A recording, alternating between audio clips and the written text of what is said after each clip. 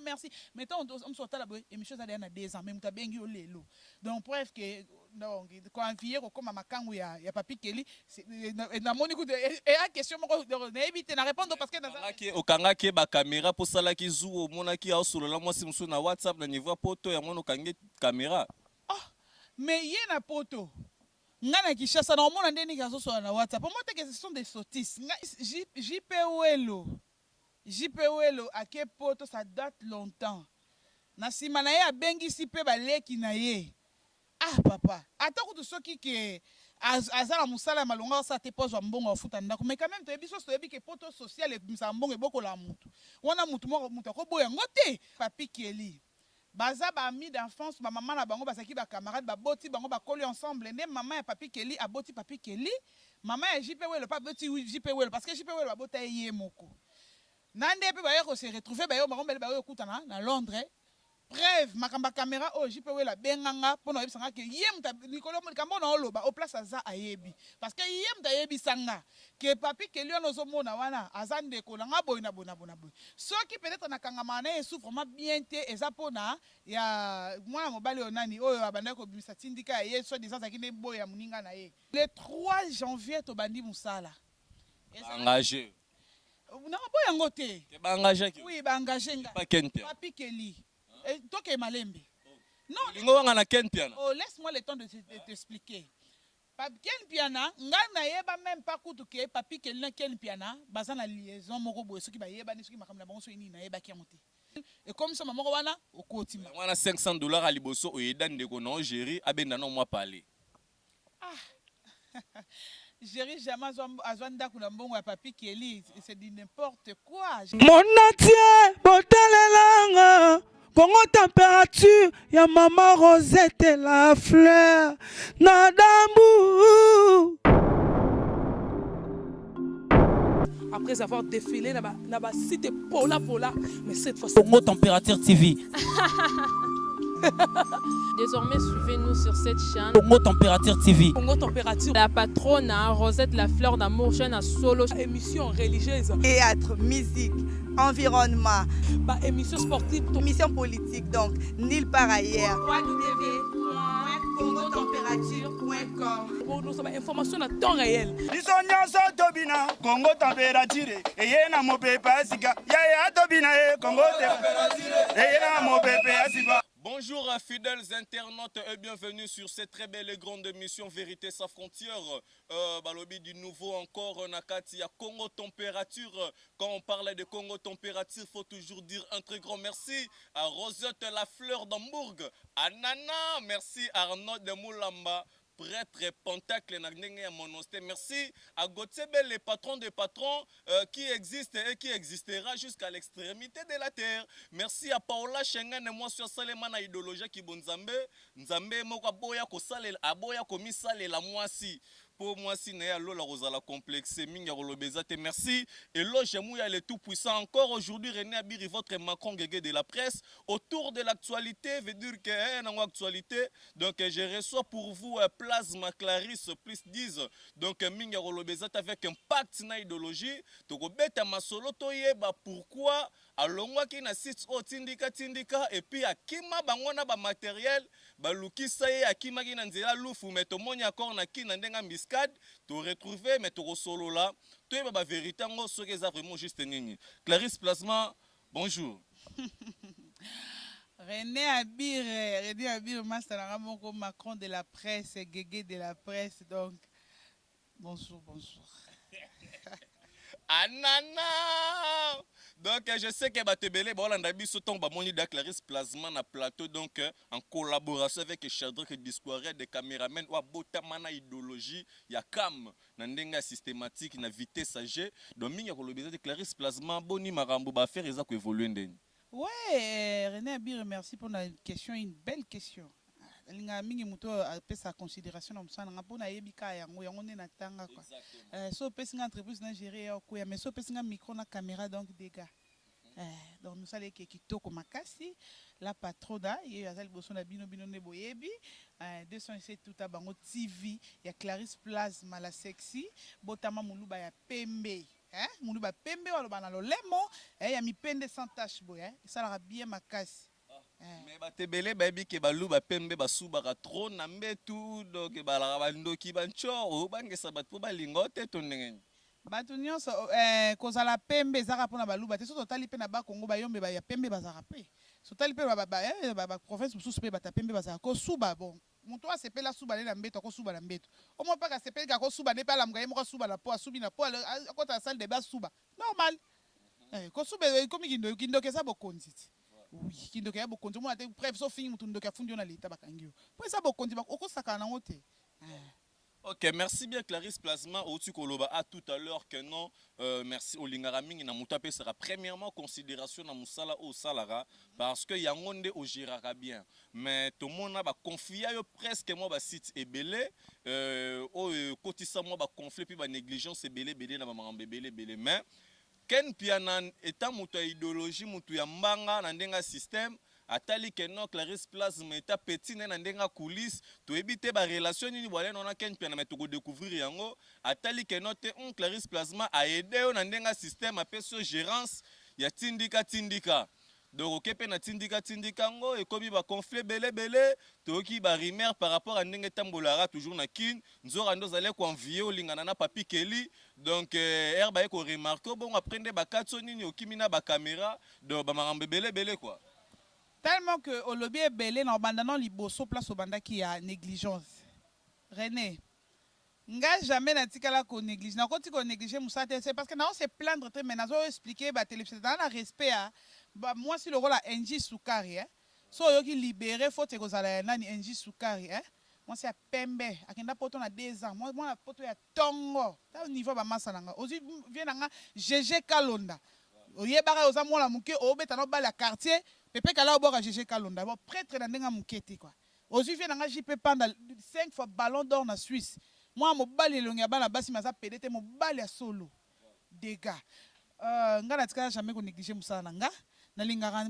premièrement na lingara respect. Soko respecter nga pe no respecter yo. Nazaka impolité. Preuve. Nazana mwana papa nanga za ki dire aza enseignant directeur école primaire. Paix à son âme. Na yebi eloko babengi et nazana éducation de base éducation maternelle to combien impoli peut-être tant mususu ya ko côtoyer bato basa pembe na so tanga fingio okangi motema lelo okangi motema lobi obi non fona répondre net na monde o ngana o tozali eza bongo eza monde ya kwata vibra o chelinga nga na cheli o tsoko simbite to kangi sani o kangi singa soki ba colonel nga baleki ya yo na bapete na baleki ya yo ya ngai so baleki ya yo na puissance ok makala soki ya yo baleki ya nga pe na puissance na ke makala yo yebi na tikala jamais ko négliger musala na tikala jamais ko envier Papi Kelly za makangu nanga parce que ponga na lingaka mibali nga mote mibali nde balinganga ngai venande za bena za ba video nanga ebele YouTube epola te site nyonso na leki ba video nanga ezali po ovanda ka mutu azo ko rappeler non na bengi yo na tele émission hotel na tuni na bossa ni kuna tuko tuneke na la tende ni émission fa rappeler ngana la mala la ta ki émission ngata ki besa ok merci mettons on sort la émission ça na 2 ans même ta bengi yo lelo donc bref que donc ko envier ko comme makangu ya Papi Kelly na moni ku et a question moko na éviter na répondre parce que okanga ke ba caméra pour sala ki zuo mona ki a solo la moi si musu na WhatsApp na niveau poto ya mona kange caméra mais yé na poto nga na Kishasa na mona ndeni ka so na WhatsApp moi te que ce sont des sottises nga yé na poto Papi Kelly NJ Soukari vraiment be elenge ma copine be ebinga bien bakambo na lo ba ebinga bien ona bakati na ngai bakati na nga pelosi vie na nga JC Kanu le mystérieux le miraculeux mutu akangi Australie mobimba pardon mutu atina mutu 5 balisa bilamba yo koka ozelo te JC Kanu ndé pas tozonge Papi Kelly pas aider pe a trop donc Papi Kelly a aidé anda ko aider musala na ngana bokolela pe mobali na poto alali sakata quand même ata na couloir a otandele quand même moi canapé alali JP Welo ake poto ça date longtemps na sima na ye abengisi pe baleki na ye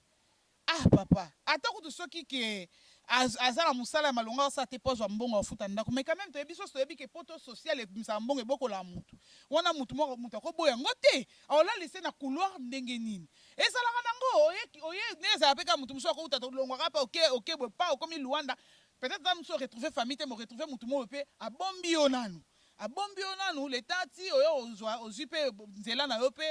ozwi mpe masolo mpe masolo evandi osali mpe makambo na yo mais eza te ke osoka bokola ye te soki moto alobi bongo rectificatif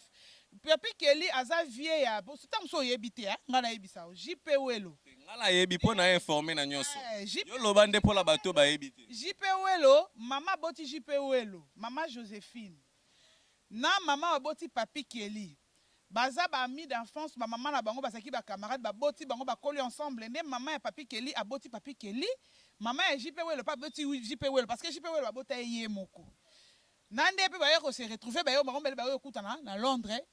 bref makamba caméra o JP Welo abenganga mpona oyebisanga ke ye muta likolo likambo na oloba o place aza ayebi parce que ye muta ayebisanga ke Papi Kelly wana ozomona wana aza ndeko na nga boye na boye na boye na boye soki peut-être nakangama na ye souffre vraiment bien te eza mpona ya mwana mobali oyo nani oyo abandaki kobimisa tindika ya ye so disant azalaki nde boye ya moninga na ye nkombo na ye nde nazobosana ngo mwana mobali nini azala boye zela aza mpe na Londres nkombo na ekoya na otanga nkombo na ye ozomona nga nayiba kamera te tindika chaîne wana ozomona wana basali yango le 23 décembre 2016 le 3 janvier tobandi mosala engagé nabo yango te oui baengage nga Papi Kelly toke malembe non lingo wanga na Ken Piana laisse-moi le temps de t'expliquer Ken Piana ngai nayeba même pas kutu ke Papi Kelly na Ken Piana baza na liaison moko boye soki bayebani soki makambo na bango so nini nayebaki yango te Papi Kelly mutu ayebisinga lobi chaîne oyo ya koma kutu chaîne yango nini soki te tindika te oyo ya Ken soki nini fimbu na fimbu news soki TV soki nini ke nga mutu na déclaré ngo à partir à poto awa bona ngam na sala makambo nyonso bokosala mpe na Ken wana sito sali ne makambo nyonso toyokani mpe bambongo bani nga na ese pour le moment lokwa chaîne ebotami bokaki na mbongo combien toyokanaki na mbongo donc mafa batinda lokola $500 bandotinda $500 chaque le 5 $500 oui $500 voilà yo moko ezalaki ntango wana nanu atindi matériel te parce que tozalaki na koluwaka mpe bacaméra yo moyebi mosala wana ezala ye moso obenga invité biso non landanga quelque part esenga te tala kaka yango mpe kotelema botemi ote ozwi kaka taxi ofuti 5000 ekomi soma moko wana okotima wana $500 a liboso oyeda ndeko na ogéri abenda na mwa pale Géry jamais azwa ndako na mbongo ya Papi Kelly c'est dit n'importe quoi Géry aza journaliste ya monene biso nyonso toyo kobotama na nsima Géry asala kombo Géry banda mosala oyo ya internet nzela moko presque nzela moko na bamatika songo bon mati c'est quoi aza na eloko aza mutu ndenge yo amoneleki aza mutu te me nga mpo na nga nayebiki aza mutu na ndenge na yo na makambo na yo okotaka na kata buzoba na otiki yo ye naloba makambo soki tobebana omoni émission ebandi ebanda nango mabe parce que yo nde nga kokritike Mati awa te mpo makambo Mati na kati awa eza te Mati c'est mon grand frère otangaka nde bakombo ba Villarreal awa te nga na otanga kombo pati soki oyebi te moi nazoko apprendre ke Mati aza grand frère na nga na otanga kombo na yo okanga nga te natanga te oyaki na micro naloba nakoloba oyo ezosemble nga bon makambo na Mati na nsima caméra toko nako continuer faut katala luma moke parce que oya biro na nga donc esika nga na lielaka Chadrick Discorette dayebi donc mingi kolobeza te mais faut ba que non na $500 wana oyeda bandeko no na famille mais tant nga na vandi na liboso ya caméra nazoba mabolo bamakata nasali bémission basensualité faut nalia $500 eza kutu moke na yebisaka ye atuna Didier Masuki kolo la vie du public tango boanga abandi kosala émission ya sensualité na boanga TV nani Didier Masuki andako futa boanga combien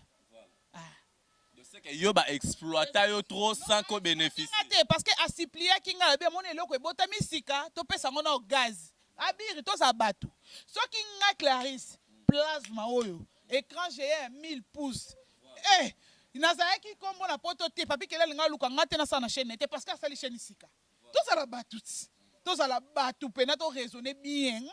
nako manquer respect te nako fingi te nalobaka rien que la vérité ça ne sert à rien so bango baloba na bango buzoba baloba na bango buzoba nga nakoki kofinga ye te soki nao respecte naloba yango mede fana bémission mingi ata oyo tosala na yo naloba yango ke nakoki manquer Papi Kelly respect te so nako manquer respect te c'est parce que moi relation moko oyo nga nazalaki nango na JP Welo yango peut-être ata moso ekosala ke na manquer respect te ozomona pe na ndenge na nga na ndenge ya éducation na nga naza nango ye atikala obenga te parce que aza na numéro na nga atikala obenga jamais atala mkomoko te na téléphone alobanga ke place bayo boye atikala ofinga nga te baloba alika na nini oyo oregretaka na séparation na bino mibale na Papi Kelly nini oyo ezalaka comme regret? Bon, ngai na eloko oyo koza regret na ngai na séparation na ngai na Papi Kelly po tokabwana biso mibale eza te ke tokabwani musala nde ekaboli nga na ye ekaboli biso na posa ya Papi Kelly te me na posa ya bayaka bato bamesana kopanza bato na mokili lokola bamona eke tindika ezoya mabe ndenge ka 207 ezobeta bamona eke tindika mpe azoya mabe mwana mo babotami ndenge alobi asalika mwa 2 mois deja kombo na ye na monoko ndeya na libanda mboka ebandi ya kotangama basantaki eloko wana yes kote maka azalaki na idée te ya kocomprendre ke te boule ezalaki te ke te nde eza boye balinga nde bakase tindika bref lelo tindika yango matro nani yango lisusu koma moto ozoloba wana mpo babiso tutu alaka na source wana de ce que ozolobaka ekeni mpe na moto apanzaka bor yango to ndenge